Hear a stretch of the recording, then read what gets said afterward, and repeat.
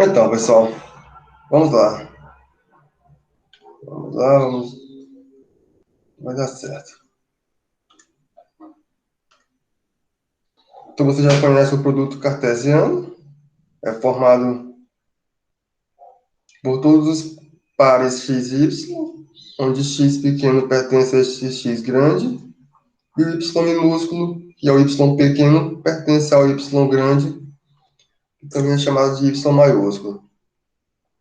A cada elemento que você considerar nesse seu conjunto, pertencente a esse produto cartesiano de x com y, você sabe como que é dado, você sabe como é que esse elemento é dado, pessoal. Ele é formado pelo par xy, aqui já está, é claro para vocês que esse x que pertence ao x maiúsculo e esse que pertence ao y maiúsculo. Eu vou chamar de x minúsculo aqui. É a primeira coordenada de P, e o yzinho, ou y minúsculo, eu vou chamar de segunda coordenada do ponto P. Percebam que x e y são conjuntos quaisquer. Em um instante ainda eu disse a vocês que esses elementos pertencem ao conjunto dos números reais. Não. Aí o que podemos chegar a uma conclusão ou um acordo para que possamos continuar com a nossa teoria é que dois pontos pertencentes a um produto cartesiano. Eu tenho um P1, onde a primeira componente é x e a segunda componente é y. E o P2, onde a primeira componente é A e a segunda componente é B, ambos são pontos que pertencem ao produto cartesiano de x e y.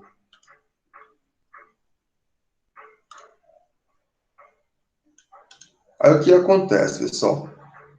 Esse meu ponto P1 será igual ao ponto P2 se somente se a coordenada x, ou melhor, se a primeira coordenada x é igual a A e a segunda coordenada y é igual a B. Essa é a condição para que esses pontos sejam iguais. Aí assim, você pode muito bem representar o ponto P dessa forma. Significa dizer que esse meu ponto é um ponto pertencente ao produto cartesiano de x com y, porém isso aqui não é igual a essa representação aqui, pessoal. Aqui eu estou representando o conjunto formado pelos elementos x e y. De tal modo que, se você olhar para o ponto P, x e y, e você trocar a ordem dessas componentes, dessas coordenadas, e escrever P como sendo igual a yx, essas coisas não serão iguais. Para que isso seja igual, o x tem que ser igual a y e o y igual a x, ou seja, a não ser que esse ponto P seja o ponto xx ou ponto yy. Porém, isso aqui será igual ao conjunto formado pelos elementos yx. Então, só para que possamos continuar e essas coisas fiquem claras para vocês.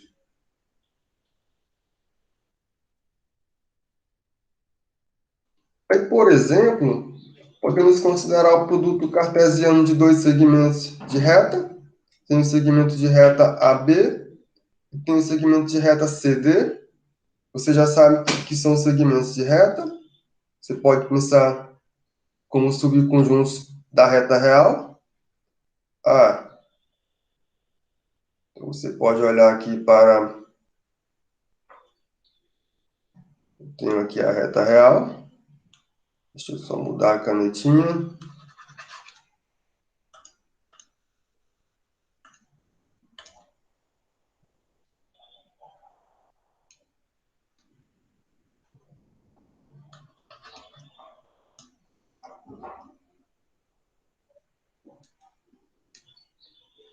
Aqui eu tenho uma reta real. Aqui eu posso considerar uma outra reta real. Ah, eu posso olhar para o segmento A, B. Posso olhar para o segmento C, D. Eu quero ver o que é o produto cartesiano desses dois segmentos. Qualquer ponto que você tomar aqui, um x e aqui um y, você vai representar por um ponto P com coordenadas x e y, que mora no produto cartesiano. Então, na verdade, o que você está fazendo é olhando para este conjunto aqui, pessoal. Esse conjuntinho aqui, ele vai representar o produto cartesiano do segmento AB com o segmento CD. É isso que está acontecendo.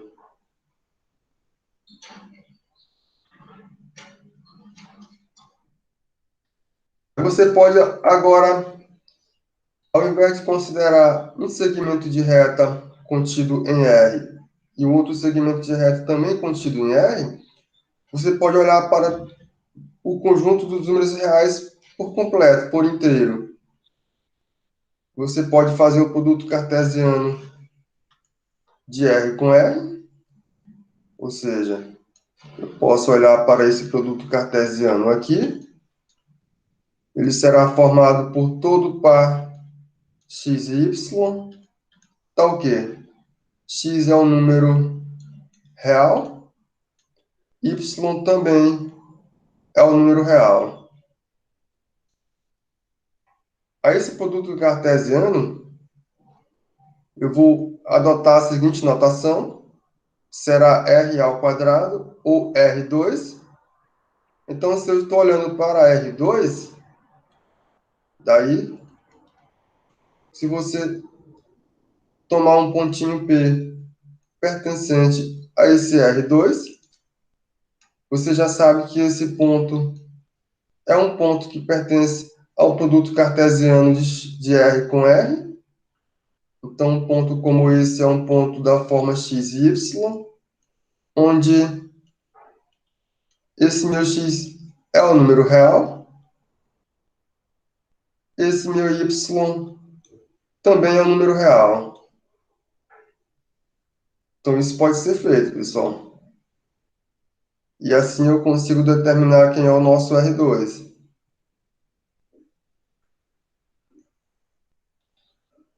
E mais, pessoal, o que dá para fazer é o seguinte. De um modo geral, você pode pensar em um plano, vou considerar um plano π, então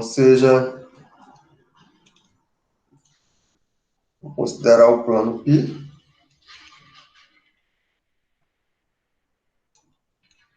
que é o plano. O plano é o plano mesmo, que é esse conjunto aqui. O plano é o plano mesmo, é esse plano aqui, pessoal. Se eu tenho um plano π como esse, o que eu posso fazer? Eu posso considerar dois sistemas de eixos ortogonais, ou melhor, um sistema de eixos ortogonais formado por dois eixos. Eu vou chamar um eixo de OX e o outro de OY. Então, o que podemos fazer? Seja esse plano π, podemos considerar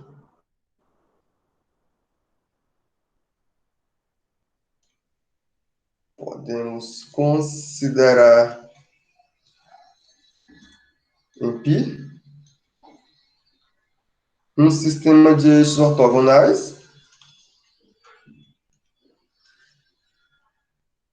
um sistema de eixos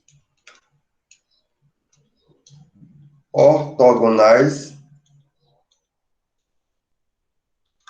estou com um plano. Como é que eu considero esse sistema de eixos ortogonais? Esse será o O, X, Y, que ele é obtido a partir do segmento de reta, melhor, a partir do eixo OX com o eixo OY.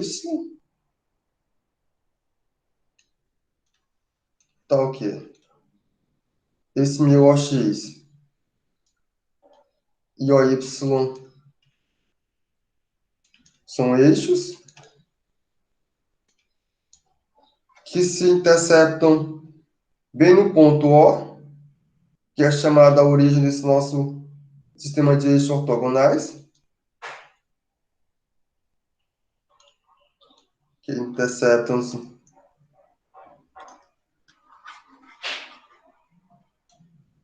Escrever só assim. Tá ok, isso aqui acontece com esse nosso ponto O sendo igual à interseção desse meu OX com OY, será chamada a origem desse nosso sistema. Aqui chamaremos esse O de origem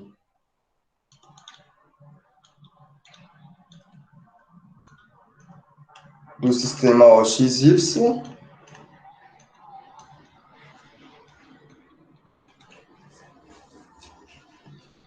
Dessa forma, pessoal, cada ponto que você considerar no plano π, desta forma,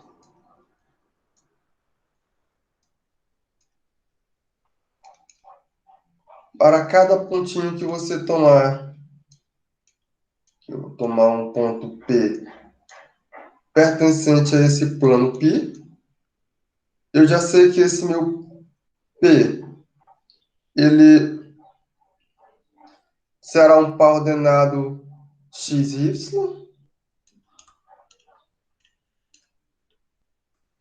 Então, esse meu ponto P, ele será justamente um parzinho XY, onde esse meu X, ele pertence ao eixo OX, será chamado a abscissa do ponto P. Na verdade, o que estamos fazendo é o quê? Eu olhei para o plano π, vou colocar aqui entre parênteses, chamada abscissa. Aqui, na verdade, o que estamos fazendo é o seguinte, pessoal. Você está olhando para o plano π, o plano π está aqui. Este é o plano π.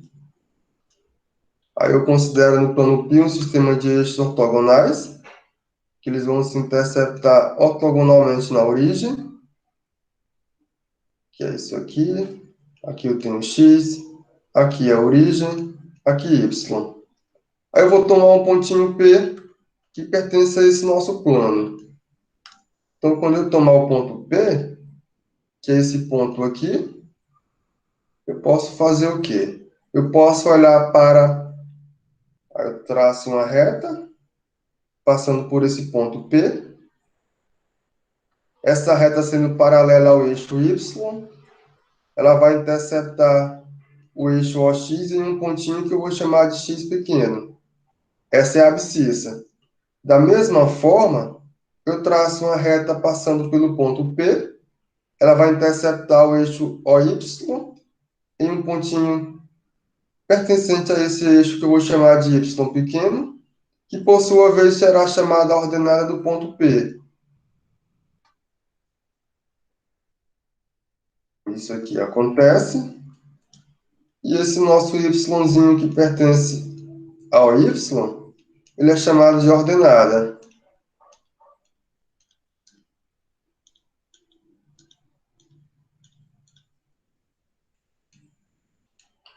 Então, aqui é a abscissa do ponto P e aqui é a ordenada do ponto P.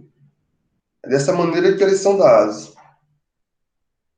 Então, aqui nossa primeira coordenada é a abscissa, a segunda coordenada é a ordenada, se eu estou diante de um plano π.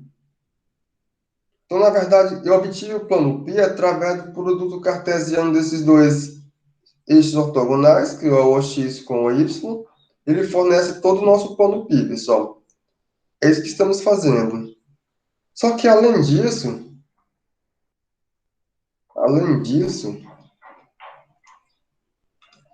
o que acontece? Além disso, podemos não, vou colocar assim. Além disso, considere, eu vou considerar uma função. Essa minha função eu vou chamar de f, que sai do plano π e chega em R2. Essa função faz o quê, pessoal? Ela é dada da seguinte maneira. Ela vai pegar um ponto P que pertence ao plano π e ela vai associar esse nosso x e y que pertence a R2. Essa operação aqui que eu estou chamando de função, ela é uma expressão bem definida, ela realmente é uma função, ou seja, ela faz sentido. Note que essa f está bem definida,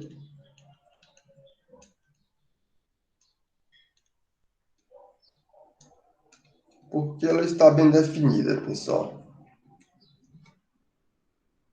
Ela está bem definida porque esses pontinhos, esses pares ordenados x e y, eles pertencem aos eixos OX e OY, que na verdade OX é um subconjunto.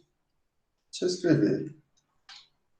Pois esse nosso x e y, isso aqui pertence ao produto cartesiano de OX com OY, onde você pode olhar para OX como sendo um subconjunto de R, OY também é um subconjunto de R. Temos ainda o quê? Isso aqui acontece, e mais, coloco assim, e mais. Essa minha operação, que eu estou chamando de função, ela realmente é uma função. Porque se você considerar um ponto P, supondo que esse ponto P tenha duas imagens, o que vai acontecer? E mais, se P pertencente a π, ele é tal que f de P tenha a imagem x, y, e esse nosso f de P tenha por imagem, sei lá, um AB. Então, o que vai acontecer, pessoal? Percebam que esse ponto P que eu estou tomando no conjunto π, no nosso plano π, ele, ele provém de onde? Ou melhor, ele vem de onde, pessoal?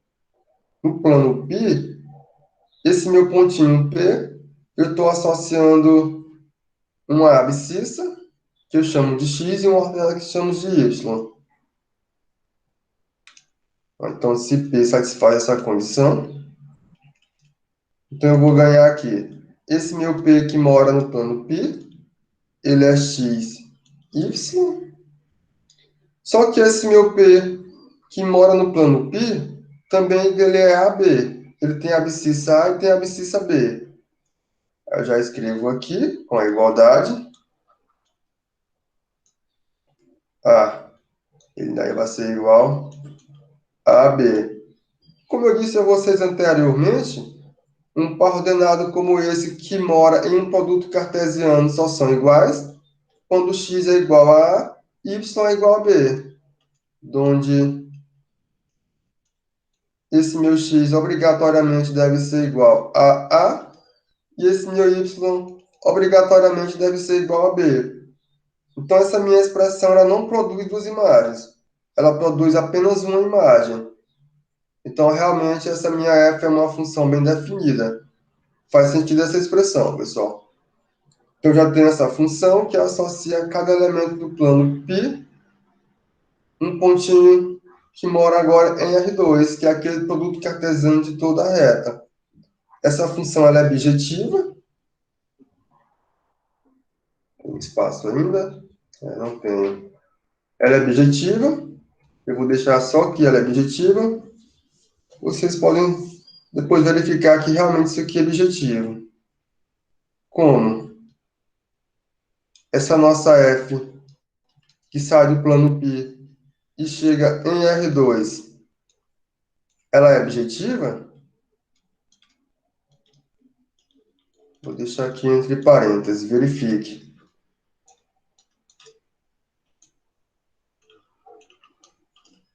Então, acontece que esse nosso plano π e o nosso conjunto R2, que é o produto cartesiano de R com R, simplesmente eles podem ser identificados um com o outro. Ou seja, do ponto de vista de elementos, eles são os mesmos, pessoal. Então, segue aqui.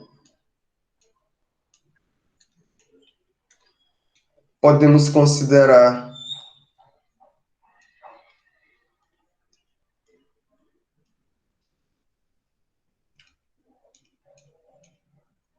esse nosso R2 como sendo igual ao plano π.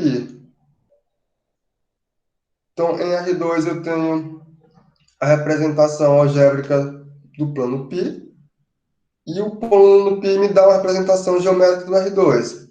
Fica meio que uma via de mão dupla. Então, eu posso considerar o meu produto cartesiano de R com R como sendo esse plano π.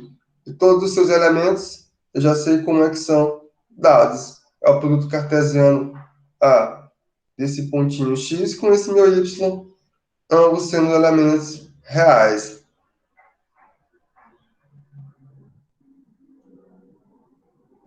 Então, agora o nosso R2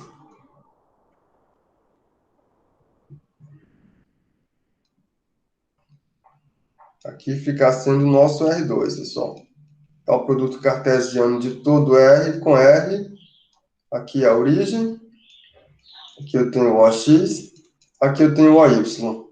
Na verdade, aqui mora um plano bem grande. É isso que estamos dizendo. É o R2, que é esse mesmo nosso plano π. Essas coisas são iguais. Ou melhor, são objetivas. Eu posso representar seus elementos através dessa objeção.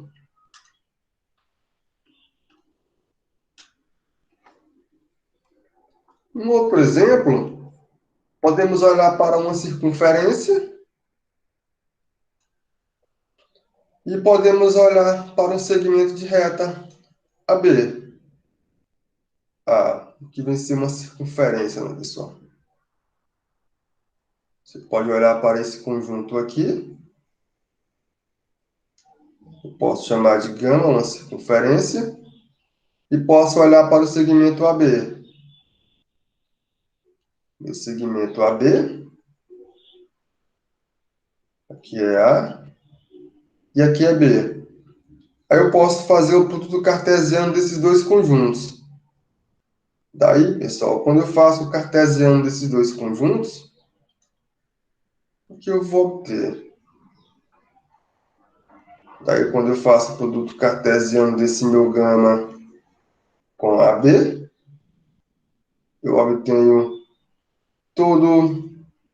Eu vou representar da seguinte maneira. Aqui eu vou obter T, e aqui eu obtenho X, tal que esse meu Tzinho ele pertence à gama. É ao contrário, né, pessoal? É ao contrário. Deixa eu apagar aqui.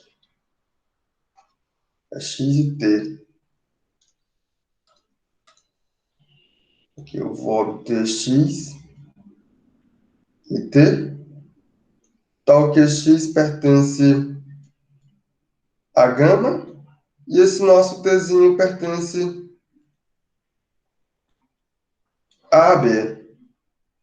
Então, na verdade, desse produto cartesiano, pessoal, então assim, esse produto cartesiano vai dar origem a um cilindro, o produto cartesiano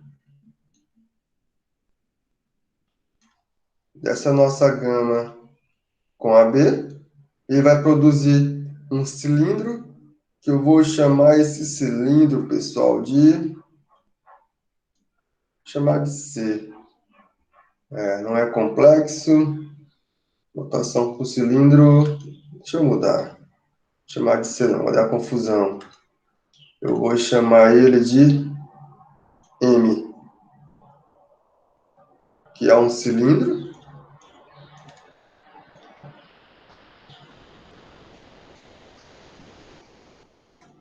E esse nosso cilindro pode ser... eu posso olhar aqui para esse produto cartesiano. E aqui eu tenho a nossa gama. E aqui eu tenho o AB. Esse é o conjunto M, pessoal, que é o nosso cilindro. Aí aqui, pessoal, eu faço um parêntese para vocês, que desse exemplo aqui, deste exercício, dá para sair algo interessante para que vocês possam escrever uma dissertação de mestrado. Certo? Depois, se vocês tiverem interesse em estudar isso aqui, dá um trabalho legal. Mas eu fecho o parêntese, que depois vocês vão ver isso mais na frente, caso tenham interesse. Eu trabalho com essas coisas aqui, mas mais na frente. Se eu conseguir trabalhar com isso aqui. Então, fechei o parêntese. Continuo.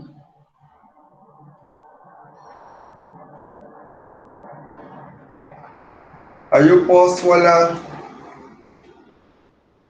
Cadê a canetinha? Então, seja f de x e y uma função, pessoal.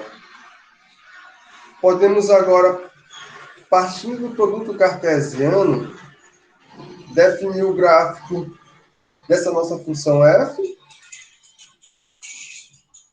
como sendo esse conjunto G índice f, sendo um subconjunto do produto cartesiano de x com y, pessoal.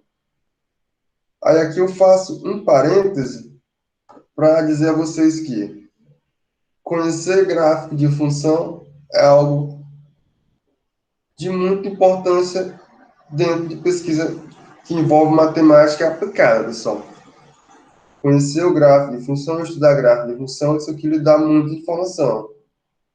Essa definição aqui ela pode ser estendida muito além do que está aparecendo aqui, mas isso aqui é algo muito importante. Então, o gráfico de uma função f, perceba, a função sai de x e chega em y. Então, o gráfico dela, ele mora no produto cartesiano de x com y, e ele é dado pela seguinte expressão, pessoal. Como ele é o subconjunto do produto cartesiano, natural.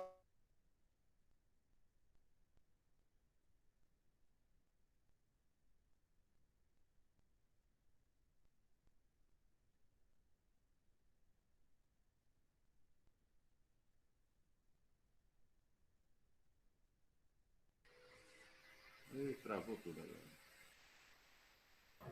O professor travou aí, foi, galera? Aqui sim. Caramba, hoje tá tenso. Sexta-feira. Mas não é 13 não, né? Aqui travou. Travou tudo ou tô sem áudio?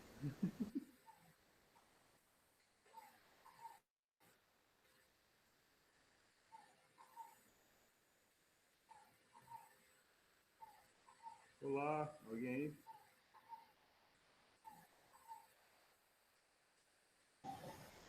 É quase 13, viu, Carlita? 14. Sexta-feira, 13 mais uma. É verdade.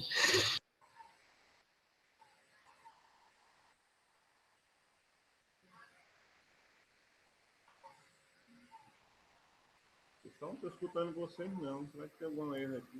Deixa eu ver aqui. Ah, tá. Ele saiu da reunião aí, o professor. Ah, deu problema, hein? Deu problema no computador dele e no meu. É, cara. Tem dias que é assim mesmo, né? Essa era da aula virtual acontece disso. Já dizia a mamãe, nem todo dia é dia santo.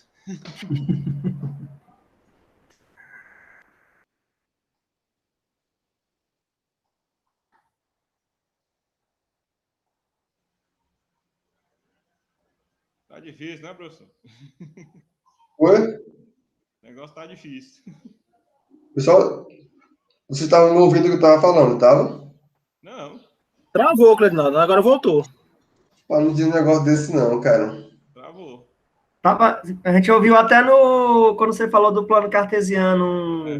da função, que você foi demonstrar que a função g de só ali. Ainda Rapaz. travou. Eita, rapaz. Sexta-feira, 13 mais um. Ah, sexta-feira, 14, dá azar também, pessoal? Deve dar, meu amigo. O Janaína, Até aqui vocês viram, pessoal, até aqui. Mas é Por pra isso que é. apresenta a tela para nós aí, professor. Coloca a tela aí que não tá mostrando, não, só teu rosto. Quer dizer que não está compartilhando com vocês? Agora Não, não. Agora não, tá mostrando na tela, não. mas estava antes. Tava funcionando. Só que E agora? travou. E Agora agora? sim. Beleza. Sim, Até aqui vocês viram, foi isso? Então, até aí tudo sim, bem. pode passar mais. Vai. Até do Pode cilindro. passar. Mais, Até do cilindro. mais. Ok. Aí, Aí. bem aí que travou. Seja Isso. f de x, y. Ah, então, pessoal, estamos definindo o gráfico da função. Isso. Hoje está difícil, viu, pessoal? Eu estou definindo o gráfico da função. Eu tenho uma função que sai de x em y. Aí você vai fazer o quê? Eu faço o produto cartesiano desses meus dois conjuntos. Aqui, a priori, são conjuntos quaisquer, porque eu não disse quem são esses conjuntos específicos. Aí eu posso olhar para esse produto cartesiano como sendo isso aqui, pessoal. É o produto cartesiano disso aqui. Aqui eu tenho x, aqui eu tenho y. Quando eu faço o produto cartesiano, aí eu obtenho esta coisa aqui. Aqui me dá o produto cartesiano. X cartesiano com y. O grafo da função, ele vai morar aqui. O gráfico mora aqui. Aqui é formado por todo x e f de x. Ele mora nesse conjunto. Logo, o gráfico também é um produto cartesiano. Então isso aqui é o g índice f, a notação é esta. Aí eu abro parênteses e digo a vocês o seguinte. Conhecer o gráfico de função, ele fornece informações importantes para você a respeito de funções. Logo, se você está trabalhando com matemática aplicada, você consegue, sem saber que função é aquela, mas você sabe o comportamento do gráfico, você consegue teoria matemática que relaciona esse gráfico, que é adequado ao que você quer. Eu quero um gráfico reto, um gráfico curvo, um gráfico bola, um gráfico buraco, você que diz. Você olhou para essa geometria do gráfico, você consegue dizer as características da função sem ao menos conhecer a função. Logo, você consegue descrever resultados da matemática aplicada, pessoal. Então, essa via aqui de olhar para o gráfico e tirar informações da função é pesquisa matemática. Ó, olhei para o gráfico, que eu não conheço, eu sei onde ele mora, e sei lá, meu gráfico é um buraco, meu gráfico é uma bola, eu não sei. Eu não sei quem é a função. O gráfico ser buraco ou o gráfico ser bola, isso é uma característica que eu peço. Vem da aplicada, isso aqui. A aplicada me disse que isso acontece. Só que a aplicada não conhece quem é a F. Mas como eu sei que esse gráfico é uma bola, por exemplo, esse gráfico é um buraco, aí eu consigo, através de argumentos matemáticos, que é pesquisa, que você pesquisa em geometria. Essa pesquisa de geometria ela vai fornecer informação para você a respeito dessa F. Você vai controlar ela, essa F. Controlar o máximo possível, pessoal. Você vai dar a maior quantidade de informações possível. Então, esse trânsito daqui para cá é pesquisa matemática, geometria. Aí daqui para cá tem outra área, ou computação matemática, ou só computação, ou da sub-área da aplicada qualquer. Aqui ele tem a outra pesquisa, só que aqui é muito mais amplo. Várias pessoas conseguem dominar isso aqui. Não várias pessoas não, pessoal. Pessoas com conhecimentos diversos, que conhecem matemática, e conhecem computação, e conhecem essa área específica, conseguem transformar isso aqui. Aí aqui eu coloco uma pessoa sorrindo em dados da realidade, pessoal. Então, daqui para cá é um mundo de pesquisa, pessoal. Gráfico, para cá, computação, aplicada, tudo, juntou tudo e fez isso aqui. Aí as pessoas depois vão só usar isso aqui, não querem nem saber o que aconteceu. Dane-se quem fez. É assim que funciona, mas tá tudo certo, pessoal. É assim que funciona. Certo? Para frente. Ah, ok. Então, a fim de que esse subconjunto seja um gráfico de alguma função, então a condição necessária e suficiente é a seguinte, pessoal. Esse nosso G tem que cumprir as seguintes condições. A primeira condição é a G índice 1, para todo x que eu tomar. Aí vem um detalhe novamente. A F ela sai de x em y. X e y são conjuntos quaisquer, eu não sei quem são esses conjuntos ainda. Então, para todo x que eu tomar nesse meu conjunto x do domínio da função, tem que existir um par ordenado x e y, que pertence a G, ao gráfico, cuja primeira coordenada é x. Se esse meu ponto P ele é x e y, e o ponto P ponto é x ponto y, é x y ponto, ambos pertencem a esse meu G, que possivelmente é um gráfico, eu quero mostrar que ele é gráfico, com a mesma primeira coordenada x, então esse y tem que ser igual a y ponto. Esses pontos devem ser iguais, pessoal.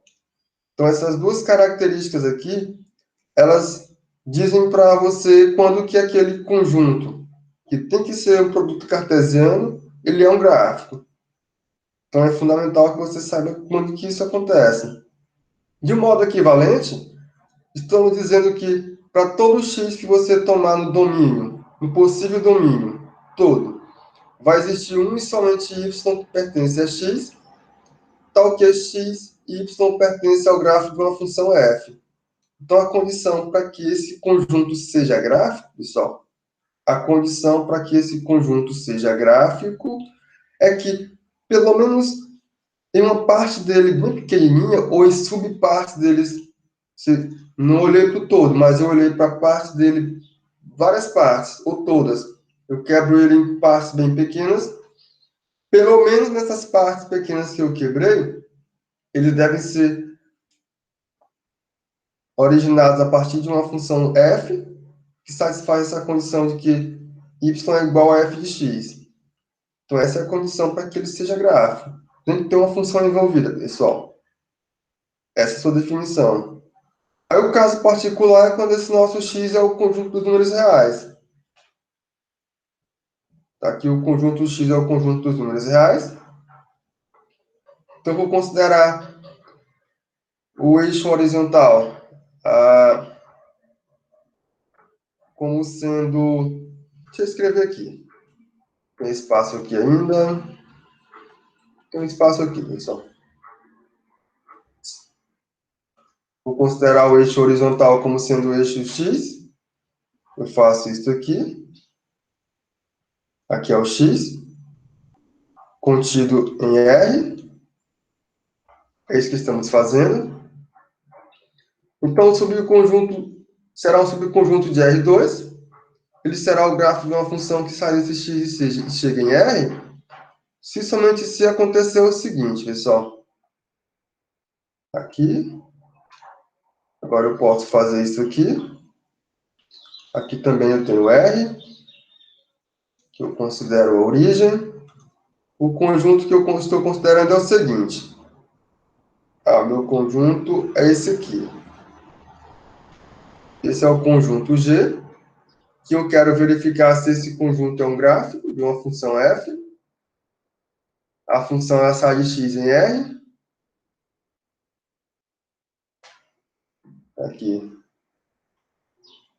Aqui eu tenho uma funçãozinha f, que sai de x e chega em R. Aqui eu tenho f de x. Então, a condição é a condição. Eu vou considerar uma reta vertical. Vou mudar aqui a canetinha. Vou considerar essa canetinha aqui. Quando eu traçar essa reta aqui, pessoal, está aqui, paralela a esse eixo aqui, que é o eixo OY, essa minha reta deve interceptar apenas um ponto desse meu conjunto G. Se isso acontece, eu estou diante de um gráfico. Não é o caso se for o conjunto em azul. Perceba aqui, toda reta que você traçar, paralela ao eixo OY, ela vai interceptar o único ponto desse meu conjunto G. Mas se por acaso o nosso conjunto G fosse esse conjunto aqui, pessoal. Sei lá. Nosso conjunto G fosse esse conjunto aqui. Perceba que, para esse G aqui, eu vou traçar as retas paralelas ao eixo OY. Ela vai interceptar mais de um ponto. Ela vai interceptar mais de um ponto nesse meu conjunto G. Ela vai interceptar sempre mais de um ponto nesse meu conjunto G. Isso aqui não é gráfico de uma função que sai de x em R. Já o conjunto G em azul aqui, ele é gráfico dessa função, pessoal. Esta é a condição. O que podemos fazer? Eu posso olhar para P como sendo os pontos de coordenada x, y, e que o ponto de coordenada UV, esses pontos são pontos que moram em R2. Aqui já estou dizendo que esses pontos são pontos de R2. Eu vou introduzir a distância do ponto P ao ponto Q em termos dessas coordenadas, pessoal. E em seguida vamos definir a circunferência em termos de expressões aritméticas. É isso que vamos fazer. Então, seja... Eu tenho P, x, y. Eu tenho o quê? U e V pertencem a R2. Aí eu vou considerar o seguinte. Eu vou considerar um ponto... Vou chamar esse meu ponto de PQR. Vou chamar de R. Esse ponto R, eu vou tomar esse ponto como um ponto com coordenadas específicas, pessoal. Eu vou tomar como sendo o ponto de coordenada x e v. Vamos olhar esses pontos aqui no plano R2. Nosso plano R2 é esse plano aqui. Ou melhor, o R2 é o produto cartesiano de R com R. Que, na verdade, é um plano. Aqui é o R2. Aqui eu tenho X. E aqui eu tenho Y. Vou colocar mais em cima, né, pessoal? Vou deixar aqui o Y. Pronto. Aqui eu tenho X, aqui eu tenho Y. Que me dá o ponto P. Aqui eu tenho U. E aqui eu tenho V. E aqui eu tenho o ponto Q. Considerei o ponto R como sendo o ponto de componentes X e V. Eu vou mudar, vou considerar U e Y, pessoal. Só para dar certo a figura. Só para isso, mas dá certo as contas do mesmo jeito aqui. Para dar certo a figura. Vou considerar como sendo um ponto de componentes ou de coordenada U e Y. Pronto. Aí eu trago ele para cá. Quando eu tenho o Y, eu tenho o ponto R. Então, na verdade, o que conseguimos foi isso aqui, pessoal. E eu quero saber qual é a distância entre o ponto P e o ponto Q. Então, o que podemos perceber? Note que, se você olhar para onde, pessoal? Se você olhar para essa distância aqui em módulo, aqui eu tenho que esse segmentozinho de reta aqui, você pode olhar para esse segmento de reta e calcular o seu comprimento como sendo igual ao módulo de Kim, pessoal. Isso aqui eu posso perceber que esse negócio é paralelo a isso aqui, ou seja, é o mesmo que isso aqui.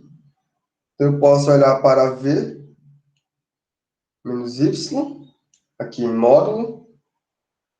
Se você olhar para o comprimento desse segmento aqui, é o mesmo que olhar para o comprimento desse segmento aqui, que na verdade em módulo é igual a U menos X. Então, note que, como é que eu escrevo isso aqui? Eu posso olhar para Q, R, P.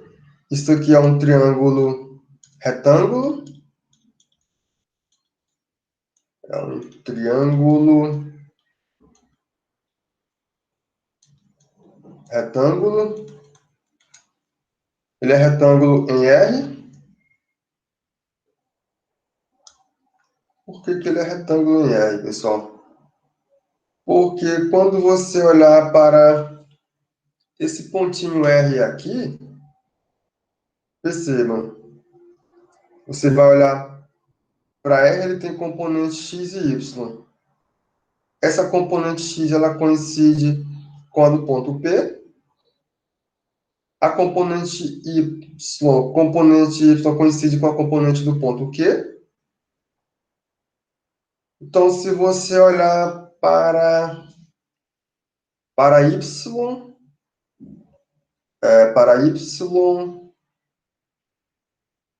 como é que ficaria isso aqui em termos de... Aqui ficaria Y, ou melhor, aqui por Y passa um segmento de reta, fica mais claro. Ele vai interceptar o ponto Q, no pontinho Y, o Y, no ponto Q passa um outro segmento de reta. Esse segmento de reta também vai interceptar o ponto R no ponto Y. Essa intercepção ela será perpendicular, de tal modo que aqui em R forma um ângulo de 90 graus. Então, esse triângulo ele é retângulo em R. Como ele é retângulo em R, deixa eu colocar assim, é um triângulo retângulo em R. Esse nosso R não é um conjunto de números reais, não, pessoal. Ele é retângulo no ponto R, que não é o conjunto dos números reais. Dá confusão não, né, pessoal? Dá não. que o R dos reais é partida, esse aqui não. Então, daí, por Pitágoras, o que vai acontecer? Eu posso olhar para a distância do ponto P ao ponto Q ao quadrado. Isso aqui é igual à distância do ponto Q ao ponto R, que é esse comprimentinho aqui, que é V menos Y ao quadrado, mais a distância do ponto P ao ponto R, que é esse comprimento desse meu segmento que tem por medida o módulo de U menos X, ao quadrado. Isso aqui é equivalente a dizer o quê, pessoal? Isso equivale a dizer que a distância do ponto P ao ponto Q, agora eu sei como calcular, ela é simplesmente a raiz quadrada do módulo de V menos Y ao quadrado, mais o módulo de U menos X ao quadrado. Só que vocês viram que o módulo de um número real, ao quadrado, ele é positivo. Então, eu posso tirar esse módulo e coloco simplesmente o parêntese aqui. Aí, dessa forma, fica definida a distância entre o ponto P e o ponto Q. Se esse ponto P tem como componente ou coordenada x e y, e o ponto Q tem como componente u e v. Abscissa x e abscissa e a ordenada y, abscissa u e ordenada v. Eu posso ainda reescrever isso aqui, pessoal, para ficar mais bonito ainda, da seguinte maneira. Eu posso reescrever, para ficar mais bonito ainda, como sendo x menos u ao quadrado, mais y menos v ao quadrado. Correto. Então, daí, pessoal, agora... O Oi. Professor, quadrado ficou dentro do parênteses, ficou V ao quadrado. Verdade, pessoal.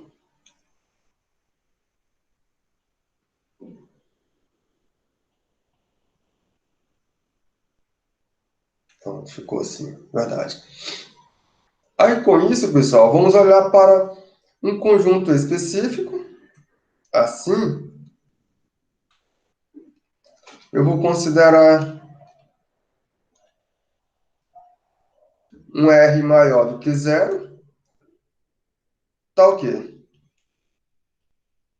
A distância desse meu ponto P ao ponto Q seja igual a R ou R ao quadrado. Posso deixar R.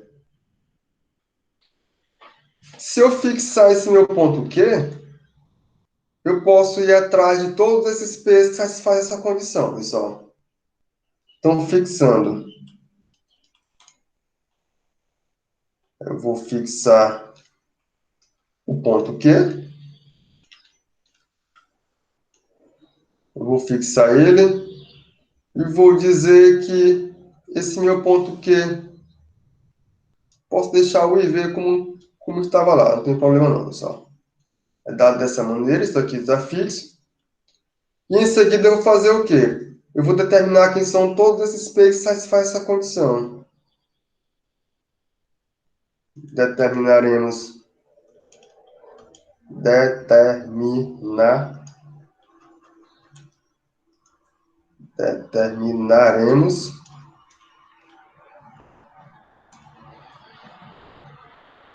todos os pontos P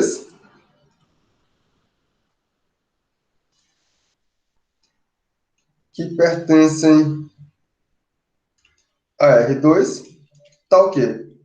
A distância desse meu ponto P a esse meu ponto Q é justamente R. Ora, se esse meu P possui componente x e y arbitrária, aqui com x e y arbitrário, são números reais quaisquer,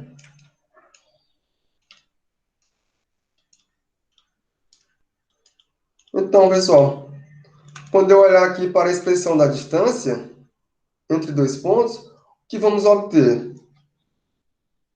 Então, olhando para a expressão da distância, eu vou obter que x menos u ao quadrado mais y menos v ao quadrado dentro da raiz quadrada. Isso aqui é simplesmente igual a r, ou equivalentemente, eu posso dizer que x menos u ao quadrado mais y menos v ao quadrado, tudo isso aqui é igual a r ao quadrado. Essa é a condição. Então, para que esses pontos satisfaçam essa mesma distância, todos os pontos P satisfazem a distância, satisfazem a condição de sua distância ao ponto Q ser igual a R, são todos os pontos de componentes x e y, tal que isso aqui é verdade, pessoal. Tal que isso aqui acontece. Aí o que podemos concluir? Tem espaço? Tem não, espaço acaba aqui. Então, o que podemos concluir é o seguinte. Os pontos P que estão à mesma distância R do ponto Q, eu sei quem são esses pontos.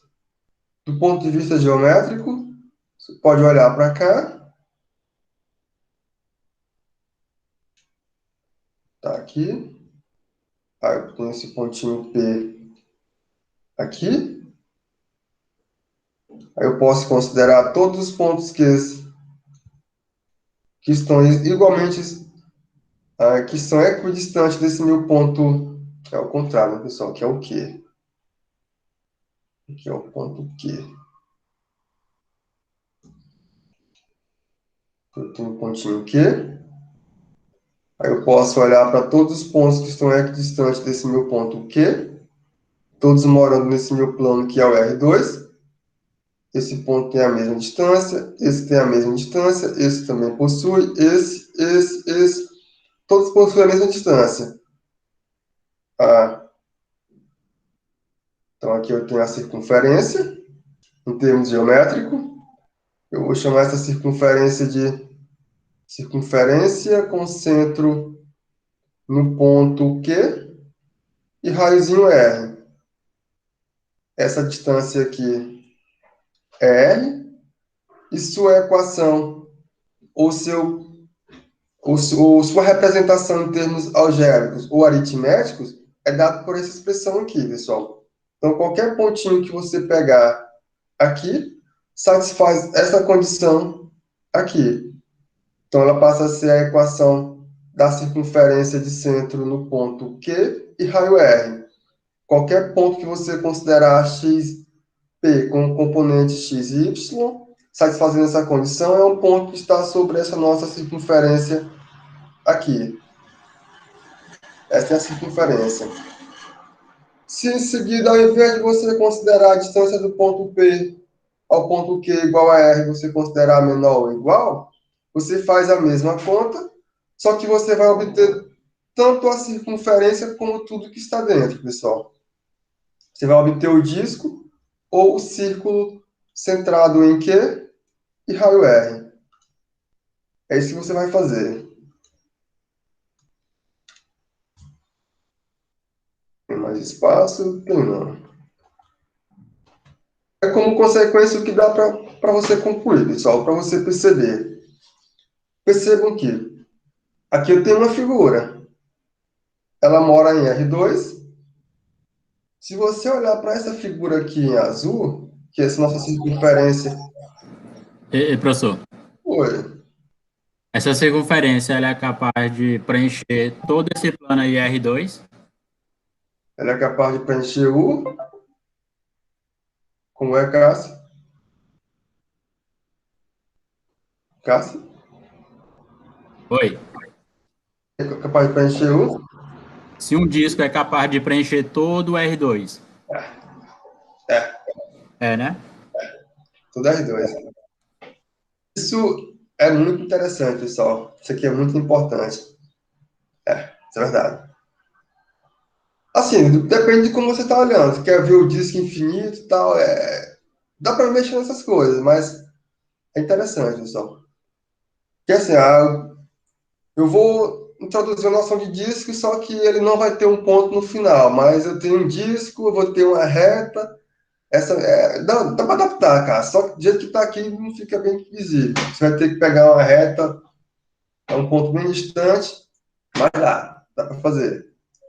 Você pode pegar essa reta todinha aqui, uma reta bem grande, aí sai fazendo ela assim.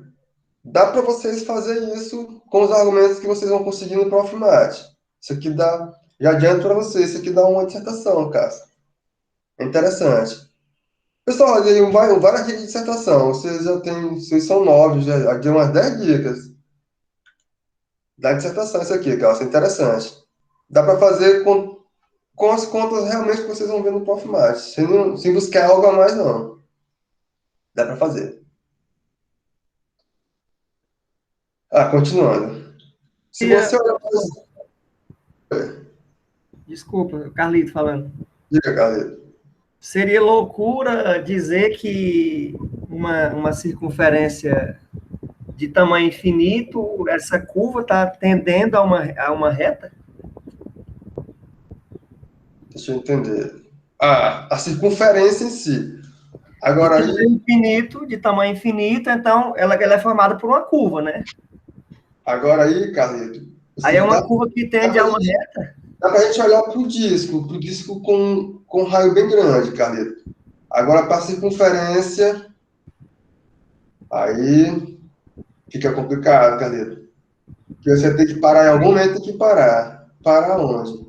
É loucura, né, cara, pensar isso, mas... Não é que não é loucura, mas eu praticamente não consigo ver, Carlito. Mas se você conseguir pensar em algo que dê para adaptar, eu não consigo ver não, Carlito. Tem que parar em algum lugar.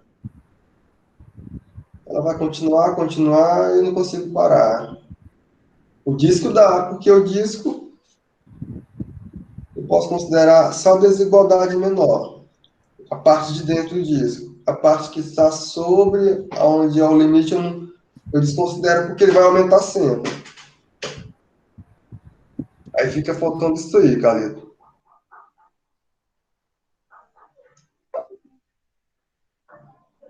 Voltando para cá, pessoal. Se você tem essa circunferência aqui, aí você pode pensar, será que essa circunferência representa o grafo de uma função? Será que essa minha circunferência representa o grafo de uma função que sai de um subconjunto X contido em R chegando em R? Aí eu pergunto a vocês, será que dá, pessoal? Isso aqui é o grafo de uma função que sai de um subconjunto X contido em R chegando em R? A resposta é negativa. Por quê? É fácil. Eu vou traçar uma reta paralela ao eixo do Y, essa reta vertical aqui. Ela vai interceptar sempre dois pontos que estão sobre a circunferência. Aqui, aqui, aqui e aqui. Se essas retas verticais interceptam mais de um ponto desse conjunto que eu estou tentando verificar se é gráfico, então eu concluo que esse meu conjunto não pode ser gráfico, pessoal. Porque para que seja gráfico, ele tem que interceptar apenas um único ponto. Ou seja, se eu olhar para a circunferência por completo, ela não é gráfico de uma função, porém eu posso fazer adaptações. Eu não tenho todo, mas eu posso melhorar isso aqui, e ao invés de considerar toda a circunferência, eu posso considerar simplesmente essa parte aqui da circunferência, ou essa parte aqui da circunferência, pessoal. Essas partes, sim, elas serão gráfico, que você pode simplesmente... Essa aqui é embaixo.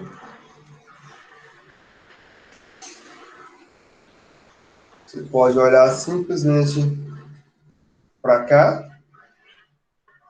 E você pode olhar simplesmente para cá. O todo não é gráfico. Eu tenho XY, que eu tenho XY.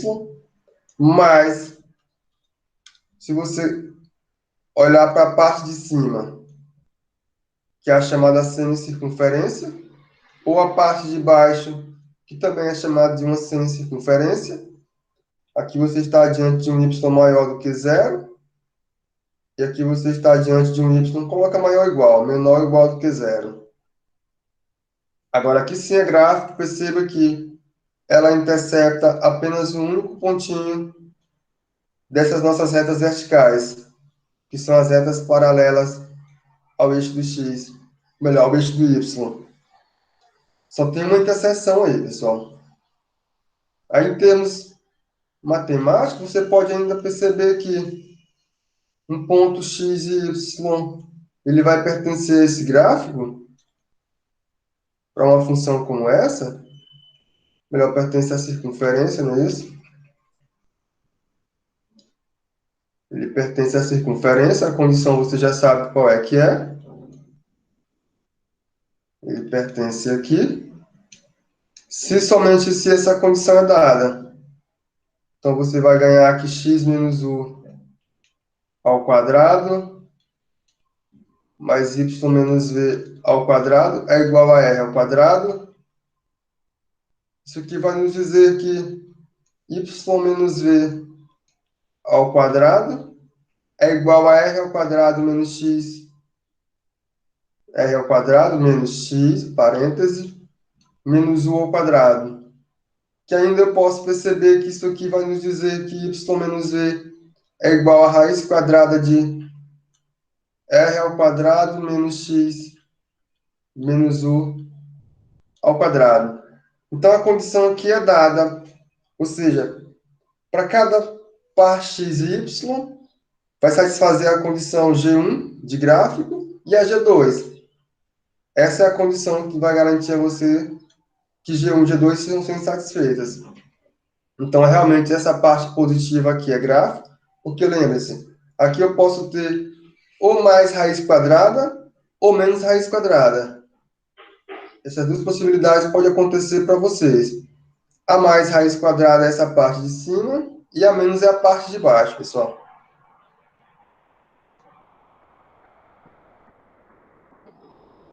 Então, podemos agora definir o que é uma função afim. Uma função que sai de R e chega em R, ela chama-se uma função afim quando existem constantes A e B reais, tais que essa função f de x, pessoal, ela tem agora uma cara específica para que ela seja uma função afim. Ela deve ser igual a x mais b para todo x real. É isso que estamos fazendo. Esta é uma função afim. Exemplos de funções afim. É a função que a todo número real associa a ele mesmo, f de x igual a x, chamada função identidade. A função que a cada x associa x mais b. Esse b é uma constante real que vai estar fixa. Essa aqui é uma função afim, que é chamada de translações.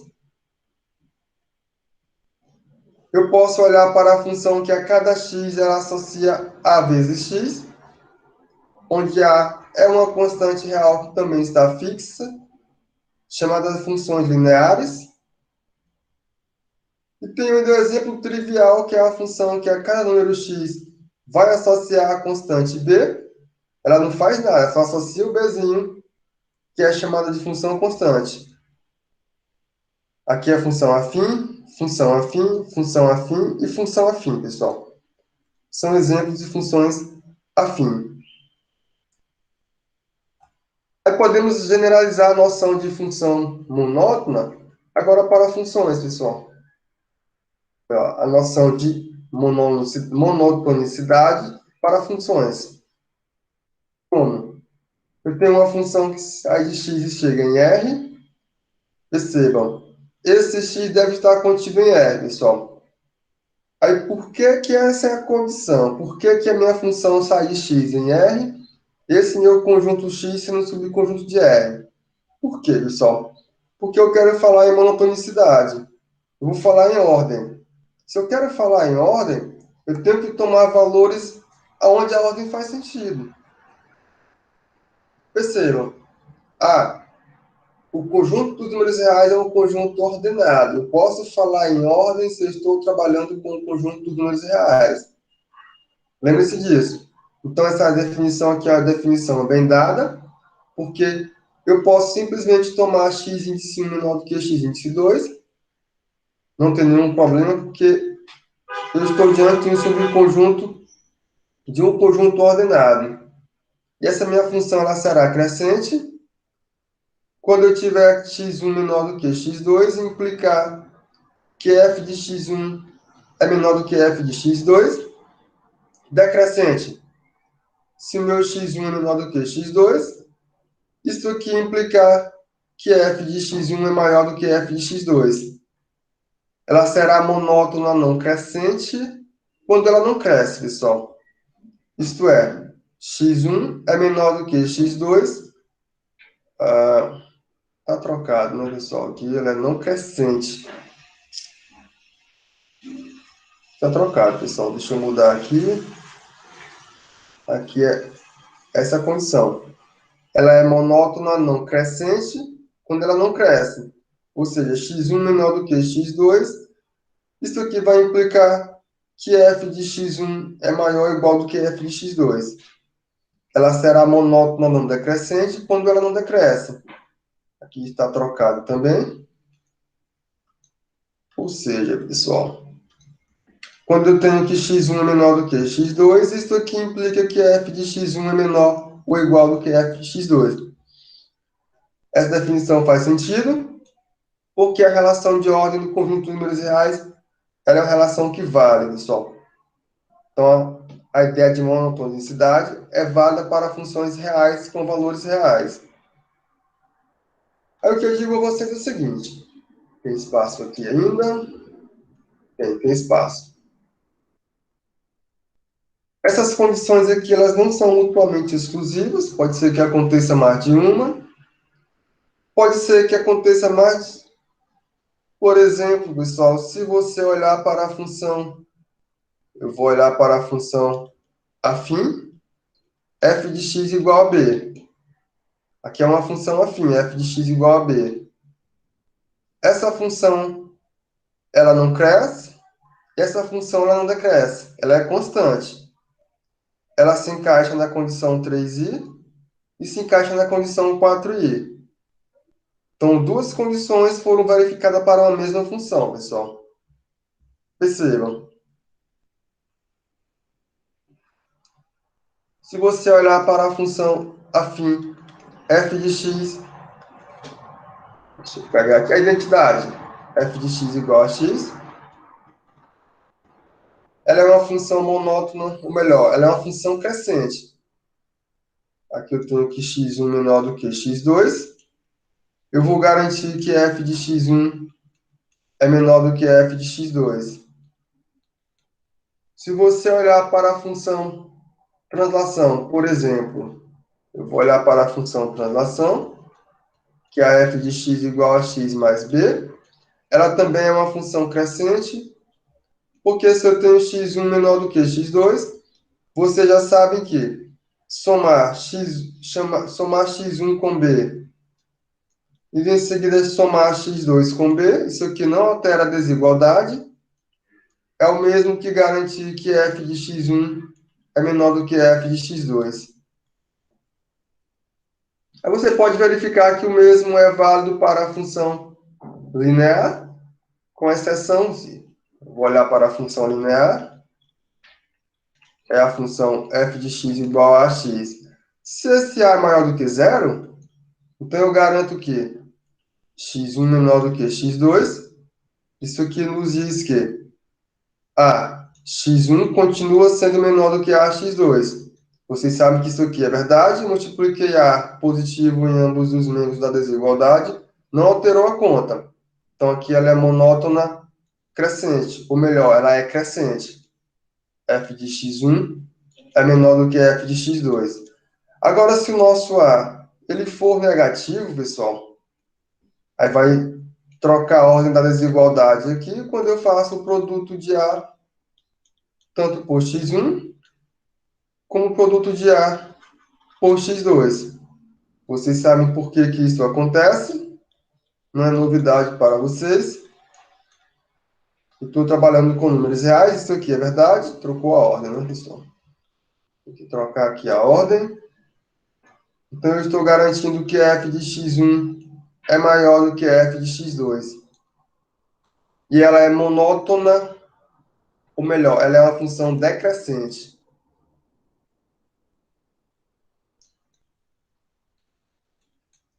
Decrescente, quando A é negativo.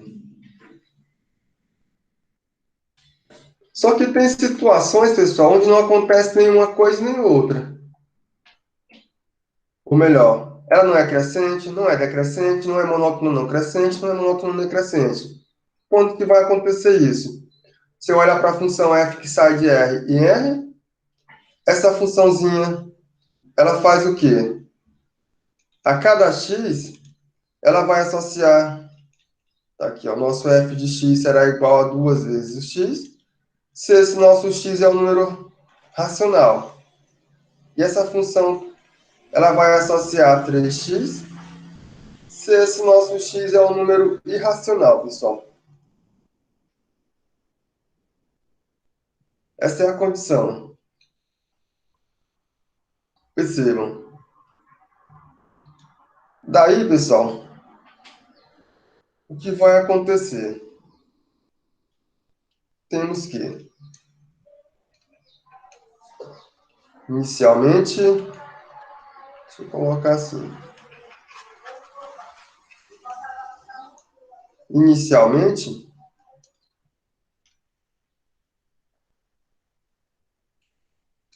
note que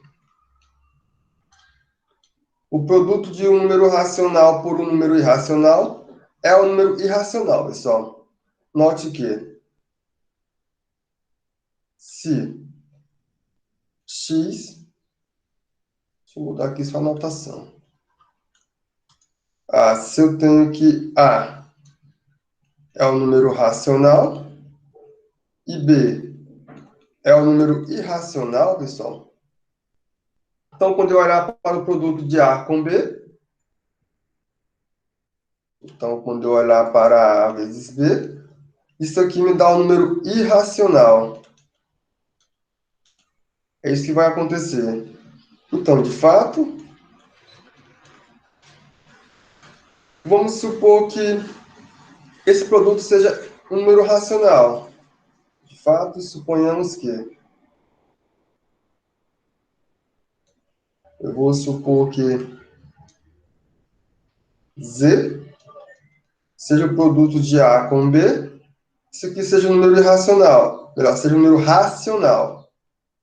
Quando eu faço isso, o que temos, pessoal? O A é racional. Como o A é racional, 1 sobre A também é um número racional.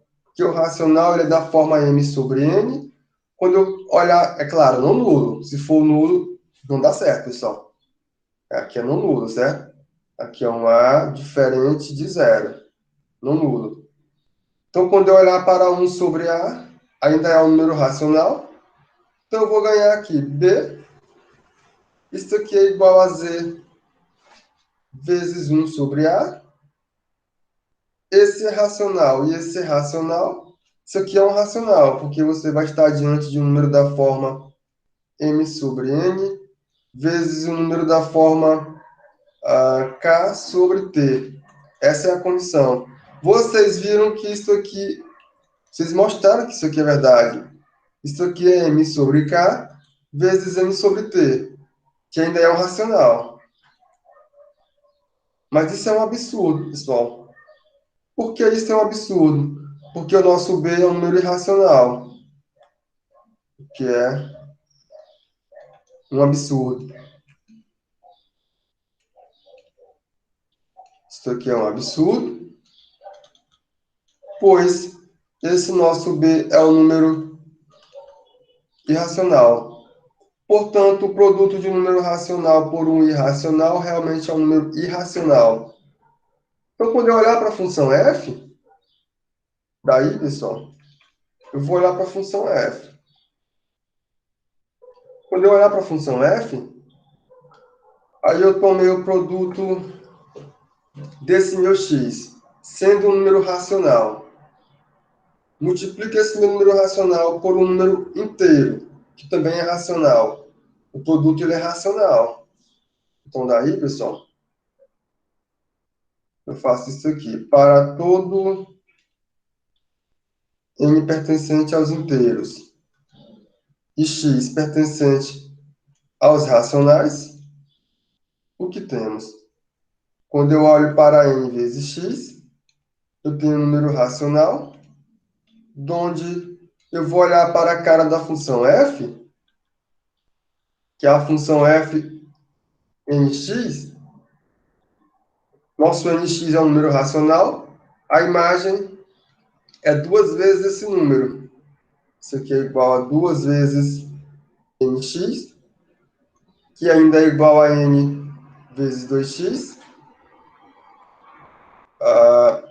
que ainda é igual a n vezes f de x. E quando eu olhar para n vezes x, deixa eu apagar aqui, pessoal, e para todo, vou considerar o n pertencente aos inteiros, e vou considerar o x como sendo um número irracional, o que temos, pessoal? N vezes x é irracional, onde a minha função satisfaz a seguinte condição. Aqui, n vezes x é um número irracional. Quando n é irracional, a função tem qual imagem, pessoal? X. Aí, isso aqui é igual a 3 vezes a parte que está dentro do parêntese aqui. 3nx, que é igual a n vezes 3x, que ainda é igual a n vezes f de x. Isso aqui acontece.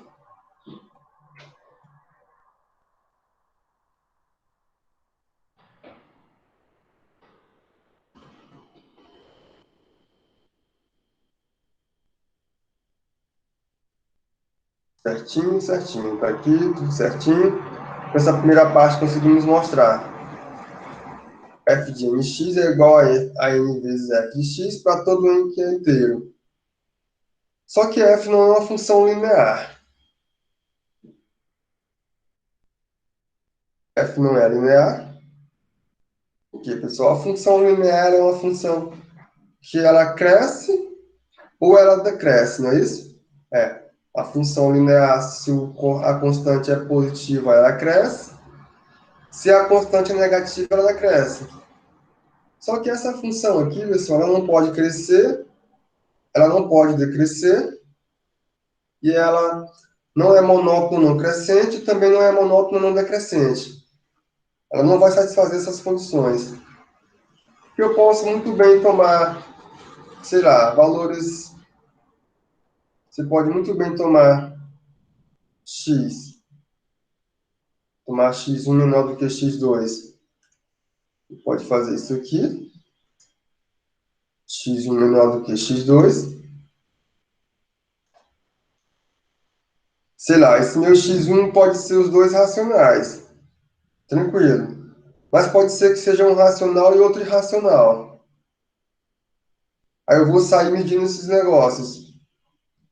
Só que não é para todo que satisfaz essa condição, não, pessoal. Pode ser que vai ficar alternando. Uma hora eu tenho x1 racional, x2 irracional. Outra hora eu posso ter x1 racional, x2 também racional. Ou dois irracionais. E a imagem sempre vai ficar alternando entre 3x e nx. Ou melhor, entre 3x e 2x. Eu não vou conseguir uma regularidade em medir quem é que é o maior dependendo de como eu estou tomando meu x1 e meu x2. Não vai dar para me comparar. Eu sei, eu consigo comparar 2x com 3x, isso aqui acontece. Mas quando eu tomo os valores no domínio, eles vão ficar alternando de tal maneira que a imagem pode cair só aqui, ou a imagem pode cair só aqui, na mesma desigualdade, ou então pode ser que seja uma parte para um e uma parte para outro. Então não dá para acontecer isso, pessoal.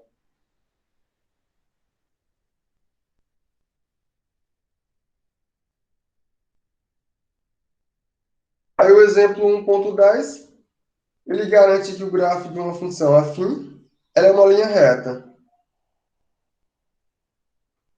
Vamos ver se o gráfico de uma função afim é uma linha reta. Então, de fato, ou melhor, escrever só assim.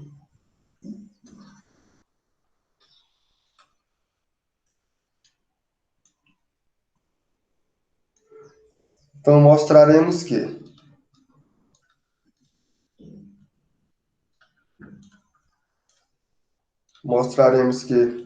dados, vou tomar os pontos, vou tomar o ponto P1, que é o ponto de componente, tem que ter a função afim, né, pessoal? A função afim, vou tomar como sendo o ponto de componente x1, aí aqui eu tenho ax1 mais y, eu vou tomar P2 como sendo o ponto de componente x2, aí aqui eu tenho ax2 mais y, o P3 como sendo o ponto x3, ax3 mais y, onde a nossa f de x é igual a ax mais y, nessa função linear. Mostraremos que esses pontos aqui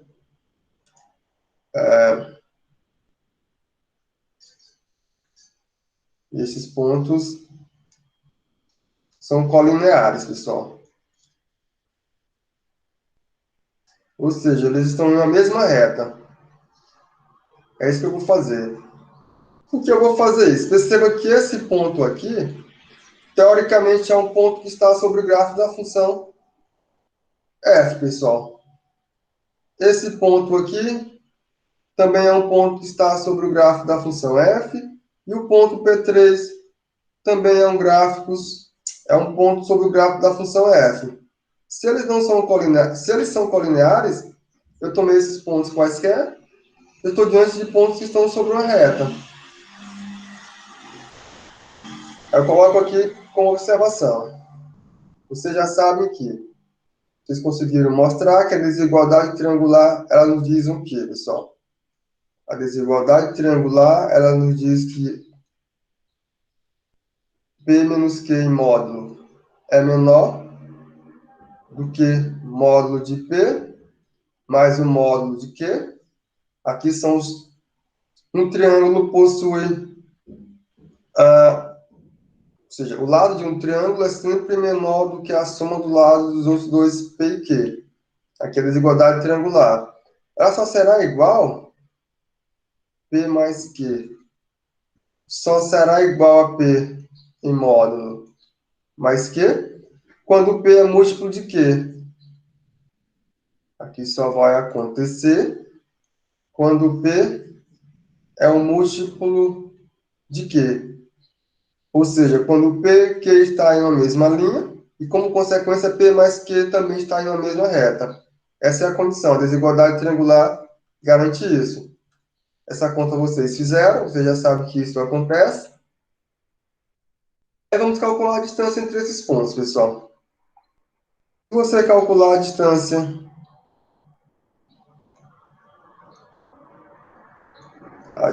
entre o ponto P1 e o ponto P3, como é que é dada essa distância, pessoal? Vocês sabem como fazer. P1 e P3. é x3 menos x1. x3 menos x1 ao quadrado, mais, vai ficar ax3 mais y menos ax1 mais y ao quadrado, que fica simplesmente a, multiplica x1 menos x3 ao quadrado, fica dentro da raiz, vai ficar assim, né? Ao quadrado, que multiplica x3 menos x1 ao quadrado, dentro dessa raiz. Tá corretinho? Deixa eu ver. x2, x3, x1, 3, x3, fica ax3 menos x1 ao quadrado. Eu posso colocar ax3 entre parênteses. Não, posso colocar x3 menos x1 ao quadrado entre parênteses. É isso que eu posso fazer. O que vai aparecer aqui, rapaz? Só um instante, pessoal. Que é isso?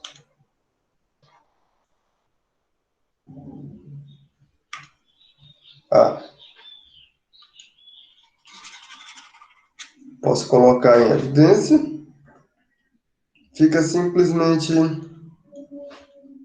x3 menos x1. Aí fica ao quadrado, eu posso extrair a raiz, que multiplica raiz quadrada de 1 mais a ao quadrado. Isso aqui pode ser feito. Eu posso fazer a mesma coisa, pessoal.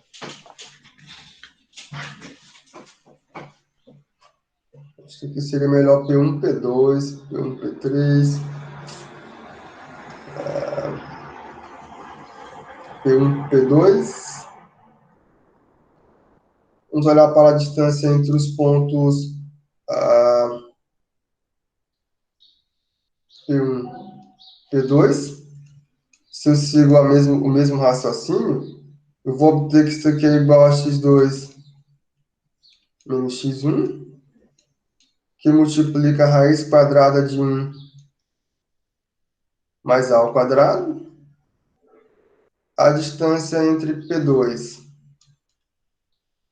e P3, isso aqui é igual a x3 menos x2, que multiplica a raiz quadrada de 1 mais a ao quadrado. É isso mesmo, pessoal. Aí eu posso ajeitar isso aqui e eu posso ver o seguinte. x3 menos x1, eu posso escrever como x3 menos x2 mais x2. Percebam. Note que de um lado eu tenho a distância entre P1 e P3. Isso aqui é igual a x3 menos x1, que multiplica a raiz quadrada de 1 mais a ao quadrado. Só que eu posso escrever isso aqui como x3 menos x2 mais x2 menos x1. Não alterei a conta em nada porque eu somei zero, pessoal. Aqui. Está aqui. Só, pessoal, se você olhar para cá, eu posso distribuir isso aqui e encontrar x3 menos x2, que multiplica a raiz quadrada de 1 mais a ao quadrado, mais x2 menos x1, que multiplica a raiz quadrada de 1 mais a ao quadrado. Ora, x3 menos x2 é a distância de P2 até P3, mais x2 menos x1 é a distância de P1 até P2, pessoal. Que eu posso reorganizar e escrever a distância de P1, P2, mais a distância de P2, P3. Então, pela desigualdade triangular, está aqui em amarelo, eu vou concluir que essa distância aqui é proporcional a essa, Logo, essa daqui também é proporcional às duas.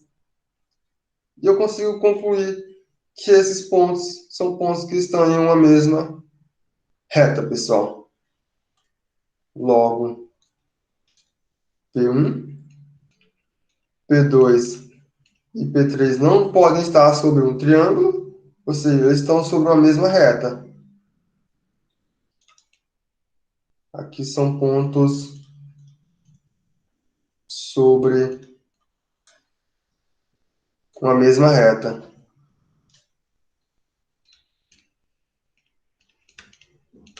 Como esses pontos são arbitrários, como P1, P2 e P3, eles são quaisquer, concluímos que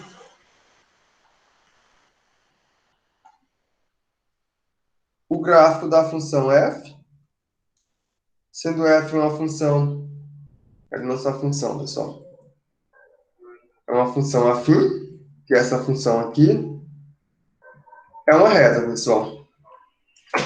Isso aqui é uma reta. Não tem mais espaço. Ou seja, eu vou olhar para cá.